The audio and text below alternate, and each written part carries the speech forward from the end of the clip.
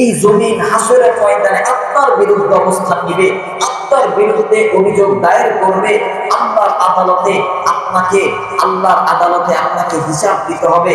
যখন জমিনের উপর আপনি অপরাধ করবেন, যখন জমিনের উপর দাঁড়িয়ে আপনি মিথ্যা বলবেন, যখন জমিনের উপর দাঁড়িয়ে আপনি আল্লাহর বিরুদ্ধে অবস্থান নেবেন, আল্লাহ রব্বুল আলামিন জমিনের জবাব খুলে দিবেন। এই জমিন হাসরের ময়দানে আপনার বিরুদ্ধে আল্লাহর আদালতে সাক্ষী দিবে। আপনার বিরুদ্ধে ভালো ফাইসালা আসবে না।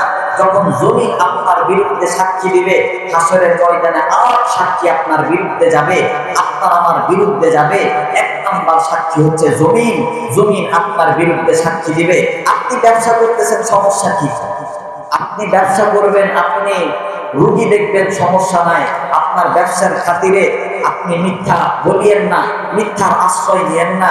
আপনি এখন বলবেন, হুজুর ব্যবসার ক্ষেত্রে মিথ্যা না বললে ব্যবসা জমেই না। একটু আল্লাহকে ভয় করেন, মালিককে ভয় করেন। আপনি বলবেন, ওই ব্যক্তি তো জানে না আমি মিথ্যা বলতেছি, ওই ব্যক্তি তো জানে না। একটু দিলের ভিতরে আল্লাহর ভয় আনেন। এই ভয়টা আপনি মনে মনে ভাবেন, আপনার রব, আপনাকে যিনি বানিয়েছেন, এই রব আপনাকে দেখতেছে। আপনি গোপনের ভিতরে গুনাহ করতেছেন, আপনি গোপনে মিথ্যা আশ্রয় নিচ্ছেন, আপনার মালিক আপনাকে দেখতেছে। আওয়াজ দেন, ঠিক কিনা? আপনার আমার মালিক এমন একজন মালিক, দুনিয়ার সমস্ত ক্ষমতা ওই মালিকের সামনে বিনয় অবনত। আওয়াজ দেন, ঠিক কিনা? এমন একজন শক্তিশালী আল্লাহ, আল্লাহ রব্বুল আলামিন। তো হাসরের ময়দানে যেটা বলতেছিলাম, আর সাক্ষী আপনার বিরুদ্ধে অবস্থান নিবে। এক নাম্বার সাক্ষী হচ্ছে জমিন। আপনি জমিনের উপর দাঁড়িয়ে অন্যায় করবেন, আল্লাহর বিরুদ্ধে অবস্থান নিবে, এই জমিন আপনার বিরুদ্ধে সাক্ষী দিবে। সম্মানিত মুসলমান ইকরাম, দুই নাম্বার সাক্ষী হচ্ছে সময়। সময় আপনার বিরুদ্ধে সাক্ষী দিবে হাসরের ময়দানে। এরপর আপনার আমার বিরুদ্ধে আর সাক্ষীর ভিতরে জবান আপনার বিরুদ্ধে সাক্ষী দিবে। আপনি জবান দ্বারা মিথ্যা বলবেন, আপনি জবান দ্বারা মুসলমানকে আঘাত দিবেন, এই জবান আপনার বিরুদ্ধে সাক্ষী দিবে। জবান আপনার বিরুদ্ধে সাক্ষী দিয়ে বলবে, আল্লাহ এই ব্যক্তি জবান দ্বারা, আপনি তাকে জবান দিয়েছিলেন আপনার জিকির করার জন্য, আপনার রাসূলের গুণগান গাওয়ার জন্য, আপনার গুণগান গাওয়ার জন্য, অথচ এই জবান মিথ্যা বলেছে। এই জবান আরেকজনের বিরুদ্ধে মিথ্যা সাক্ষী দিয়েছে। এই জবান আরেকজনের বিরুদ্ধে বলেছে, আরেকজনের গীবত করেছে। জবান আপনার বিরুদ্ধে সাক্ষী দিবে। এই জন্য জবানের হেফাজত করার দরকার আছে কি নাই? আপনার আমার বিরুদ্ধে সাক্ষী দিবে। আপনার আমার শরীরের সমস্ত অঙ্গ আপনার আমার বিরুদ্ধে সাক্ষী দিবে। মুসলমান বন্ধু, ভিন্ন দিকে নজর নেই, গভীর মনোযোগ দিয়ে শুনবেন। হাসরের ময়দান এমন একটা ময়দান, হাসরের ময়দানে এই মুসলমান বন্ধু, বিশেষ করে যুবক ভাইদেরকে বলি, ভিন্ন ভিন্ন গুনাহ ছাড়িয়া দাও, মসজিদের সাথে সম্পৃক্ত করো, অন্তরটাকে মসজিদের ভিতরে আনো, আল্লাহওয়ালা অন্তর বানায় ফেলো, নিজেকে আল্লাহওয়ালা বানায় ফেলো। হাসরের ময়দান বড় ভয়াবহ ময়দান হবে। নিজে জাহান্নামের আগুন থেকে বাঁচবো, অপরকেও জাহান্নামের আগুন থেকে বাঁচাবো। নিজে জাহান্নামের আগুন থেকে বাঁচো, অপরকে জাহান্নামের আগুন থেকে বাঁচাও। নিজে জাহান্নামের আগুন থেকে বাঁচতে হবে, অপরকেও জাহান্নামের আগুন থেকে বাঁচাইতে হবে। আপনি যদি দেখেন আপনার সন্তান নামাজ না আদায় করিয়া ভিন্ন ভিন্ন গুনাহের ভিতরে লিপ্ত হয়, আপনি যদি দেখেন আপনার ভাই, আপনার নাতির উপর যারা আছে বিভিন্ন নেশাগ্রস্ত হাতে নিচ্ছে, বিভিন্ন নেশার সাথে জড়িয়ে যাচ্ছে, আপনি একজন অভিভাবক হইয়া আপনার নাতিকে আপনি শাসন করেন, আপনার সন্তানকে আপনি শাসন করেন, নয়তো আপনি অভিভাবক হিসাবে আল্লাহর আদালতে আপনাকে হিসাব দিতে হবে। আওয়াজ দিয়ে বলেন, ঠিক কিনা? মুসলমান বন্ধু, গভীর মনোযোগ, ভিন্ন দিকে নজর নাই। হাসরের ময়দানে আপনার বিরুদ্ধে, আপনার আমার বিরুদ্ধে আপনার সাক্ষী অবস্থান দিবে। এক নাম্বার সাক্ষী হইল জমিন আপনার বিরুদ্ধে সাক্ষী দিবে। যে জমিনের উপরে আপনি সাজদা দিবেন, আল্লাহর সাজদা দিবেন, যে জমিনের উপর দাঁড়ায় আপনি আল্লাহর ইবাদত করবেন, যে জমিনের উপর দাঁড়ায়া আপনি আল্লাহকে ডাকবেন, অথচ বিপরীত রূপে আপনি আসিয়া গেছেন গো। যেমন আল্লাহর ইবাদত আপনি জমিনের উপর দাঁড়ায় আল্লাহর বিরুদ্ধে অবস্থান নিচ্ছেন। আল্লাহ বলেছে যখন নামাজের ওয়াক্ত আসবে, তোমরা যখন সালাতের ওয়াক্ত আসবে, মসজিদের মিনারা থেকে হাইয়া আলাস সালাহ, হাইয়া আলাল ফালার আওয়াজ যখন আসবে, তোমরা মসজিদে যাও। মসজিদে যাও, আল্লাহকে একটা সিজদা দাও। আল্লাহ যেমনিভাবে আল্লাহর ইবাদত করার জন্য বলেছে, সল্লু কামা রাআইতুমুনি উসাল্লি, ঠিক অনুরূপভাবে তোমরা সালাত আদায় করো, অনুরূপভাবে তোমরা নামাজ আদায় করো। যে জমিনের উপরে দাঁড়ায় আল্লাহর ইবাদত করব, ওই জমিনের উপর দাঁড়ায় আল্লাহর নাফরমানি করে। মুসলমান বন্ধু, যুবক ভাইরা রে, এই জমিন হাসরের ময়দানে আপনার বিরুদ্ধে অবস্থান নেবে, আপনার বিরুদ্ধে আল্লাহর আদালতে সাক্ষী দিবে। মুসলমান বাবাজি, গভীর মনোযোগ দিয়ে শুনবেন গো। 2 নাম্বার সাক্ষী দিবে, সবাই আপনার বিরুদ্ধে সাক্ষী দিবে, আল্লাহর আদালতে আপনার বিরুদ্ধে অভিযোগ করবে। যখন নামাজের ওয়াক্ত হয়েছে, সময় মতো আপনি নামাজ আদায় করেন নাই, সময়ের একটা জবাব দিয়ে হবে।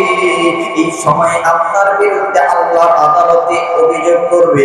সময় বলবে আল্লাহ এই ব্যক্তি সময়কে মূল্যায়ন দেয় নাই, এই ব্যক্তি সময়কে মূল্যায়ন দেয় নাই।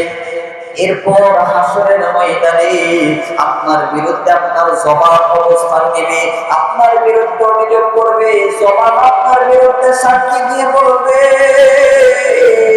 আল্লাহ এই জবান আপনি দিয়েছিলেন আপনার জিকির করার জন্য, এই জবান আপনি দিয়েছিলেন আল্লাহর ইবাদত করার জন্য, নবীর গুণগান গাওয়ার জন্য, সত্য বলার জন্য, আরেকজনের গীবত না করার জন্য। অথচ এই জবান আরেকজনের বিরুদ্ধে মিথ্যা সাক্ষী দিয়েছে, এই জবান মিথ্যা বলেছে, এই জবান আল্লাহর নাফরমানি করেছে। এই জবান আপনার বিরুদ্ধে হাসরের ময়দানে আপনার বিরুদ্ধে সাক্ষী দিবে। মুসলমান গভীর মনোযোগ দিয়ে শুনবেন গো। আপনার শরীরের সমস্ত অঙ্গ আপনার বিরুদ্ধে সাক্ষী দেবে। সুন্দর করিয়া এই অঙ্গগুলো আল্লাহর আদালতে আপনার হাত আপনার বিরুদ্ধে সাক্ষী দিবে। আল্লাহ রব্বুল আলামিনের দরবারে করবে, আল্লাহকে ডাক দিয়ে বলবে, এই হাত বলবে এই ব্যক্তি হাত দ্বারা অন্যায় করেছে, এই হাত দ্বারা আরেকজনকে আঘাত করেছে। ওই সময় যখন আপনার হাত আপনার বিরুদ্ধে সাক্ষী দিবে, আপনার কান আপনার বিরুদ্ধে সাক্ষী দিবে, আল্লাহ রব্বুল আলামিনের দরবারে বলবে, এই কান বলবে আপনি এই কানটা দিয়েছিলেন সত্য শোনার জন্য, আল্লাহর গুণগান শোনার জন্য, অথচ এই কান মিথ্যা শুনেছে, এই কান গীবত শুনেছে, এই কান আল্লাহর নাফরমানি করেছে। ওই সময় কিন্তু আপনার আমার বাঁচাই উপায় রইবে না। মুসলমান বাবাজি, এরপরে ফেরেশতারা আপনার বিরুদ্ধে সাক্ষী দিবে। আল্লাহু আকবার বলেন। ফেরেশতারা আপনার আমার বিরুদ্ধে অবস্থান নিয়ে আল্লাহ রাব্বুল আলামিনের আদালতে সাক্ষী দিবে। আপনারা তো জানেন আল্লাহ রাব্বুল আলামিন বলেছেন, হাত্তা ইযা জাউহা শাহিদা আলাইহিম সামউহুম ওয়া আবসারুহুম ওয়া জুলুদুহুম বিমা কানু ইয়ামালুন। এই আয়াতের ভিতরে সমস্ত অঙ্গ নামগুলো আল্লাহ রাব্বুল আলামিন বলেছেন, হাত সাক্ষ্য দিবে আপনার বিরুদ্ধে, নাক সাক্ষ্য দিবে, আপনার আঙ্গুল সাক্ষ্য দিবে, এমন ভাবে আপনার অঙ্গগুলো আল্লাহ আদালতে আপনার আমার বিরুদ্ধে সাক্ষী দিবে, জমিন আপনার বিরুদ্ধে সাক্ষী দিবে। তো এতগুলো যদি সব একভাবে আপনার বিরুদ্ধে অবস্থান নিয়ে সাক্ষী দেয়, আপনার আমার জন্য জান্নাতে যাওয়া বড় মুশকিল হয়ে যাবে। সম্মানিত মুসলমান ইকরাম, এই কারণে আল্লাহর ভয় দিলের মধ্যে এনে আপনাকে আমাকে সামনের জীবন অতিবাহিত করতে হবে, সামনের জীবনটাকে সাজাইতে হবে। ফেরেশতা আপনার বিরুদ্ধে সাক্ষী দিবে। আপনারা সবাই জানেন আমাদের দুই, এইখানে একটা ফেরেশতা, এইখানে আর একজন ফেরেশতা। এই ফেরেশতাগুলো আপনার আমার হিসাব সবগুলো লিখে, যখন আমরা আমল করি, যখন বদ আমল করি, এই বদ আমলের হিসাবটাও লিখে, যখন আমরা ভালো আমল করি, এই ভালো আমলগুলো এই দুই ফেরেশতা লিখে। সুবহানাল্লাহ বলেন। সম্মানিত মুসল্লিন ইকরাম, এরপর দেখেন আপনার আমার আমলনামা, আপনার আমার হিসাব আপনার আমার বিরুদ্ধে হাসরের ময়দানে সাক্ষ্য দিবে। আপনার আমার আমলনামাও সাক্ষ্য দিবে। আপনার বদ আমল যেটা ওটাকেও জবান দিয়ে হবে, আপনার ভালো আমল যেটা আছে সেটাকেও জবান দিয়ে হবে। যখন জবানটাকে খুলে দেওয়া হবে, এই জবান খুলে দিলে আপনার আমলগুলো আপনার আমার বিরুদ্ধে সাক্ষ্য দিবে। যদি আপনি মিথ্যা বলেন, আমরা বিভিন্ন গুনাহের ভিতরে লিপ্ত হই, সব সাক্ষী আসলে এই বিশাল অনেক মানুষের সামনে আপনার হাত আল্লাহর সামনে সাক্ষ্য দিবে, সবাই শুনবে। তো এমন একটা লাঞ্ছনাকর মুহূর্ত যাতে আপনার আমার না আসে, সকলে বলেন আমিন। সম্মানিত মুসলিম ইকরাম, এরপরে 6 নম্বর, এরপরে 7 নম্বর সাক্ষী হচ্ছে আপনার আমার নবী, বিশ্ব নবী জনাবে মুহাম্মদুর রাসূলুল্লাহ সাল্লাল্লাহু আলাইহি ওয়াসাল্লাম আপনার আমার বিরুদ্ধে হাসরের ময়দানে সাক্ষী দিবে। বলবে এই ব্যক্তি আমার উম্মত নয়, এই ব্যক্তি আল্লাহর সাথে নাফরমানি করেছে, এই ব্যক্তি আমার উম্মত নয়। এই ব্যক্তি যখন নবীজি আপনার আমার বিরুদ্ধে সাক্ষী দিবে, আপনার আমার জন্য বড় মুশকিল হয়ে যাবে, জান্নাতি হওয়া বড় মুশকিল হয়ে যাবে। সম্মানিত মুসলিম ইকরাম, 8 নাম্বার সাক্ষী হবে স্বয়ং মহান রব্বুল আলামিন আপনার আমার বিরুদ্ধে সাক্ষী দিবে। নাউজুবিল্লাহ। যদি আল্লাহ তো সব কিছুই দেখছেন, এই হাতের জবান খুলে দেওয়ার দরকার আছে? দরকার নাই।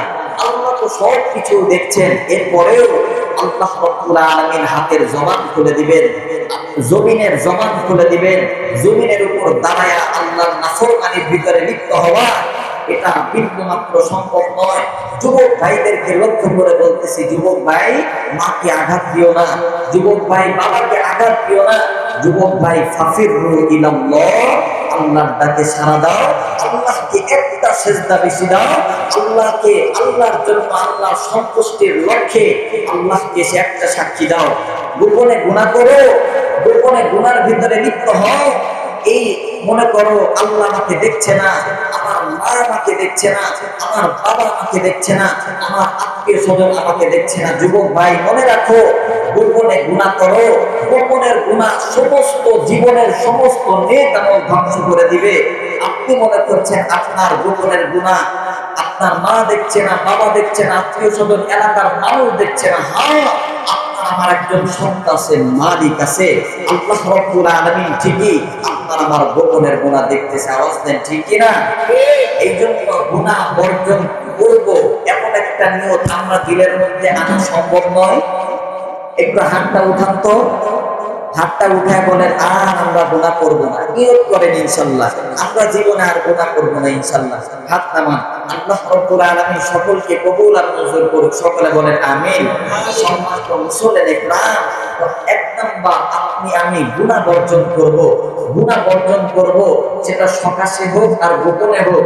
গোপনের গুনাহ আপনার আস্তে আস্তে সমস্ত নেক আমলকে ধ্বংস করে দেয়। আগুন চিনেন তো? আগুন যখন আগুনটা শুকনো লাকড়ির ভিতরে লাগায় দেওয়া হয়, এই শুকনো লাকড়িকে আগুন দেখবেন আস্তে আস্তে গিলে ফেলে, আস্তে আস্তে সব কিছু ছাই বানায় ফেলে। আপনার আমার গোপনের গুনাহটাও ঠিক এমন, আপনার আমার সমস্ত নেক আমল এই গোপনের গুনাহ ধ্বংস করে দেয়। এই জন্য আমরা গোপনে সকাশে আমরা কোনো গুনাহ করবো না ইনশাআল্লাহ। ইনশাআল্লাহ বলেন। ইনশাআল্লাহ।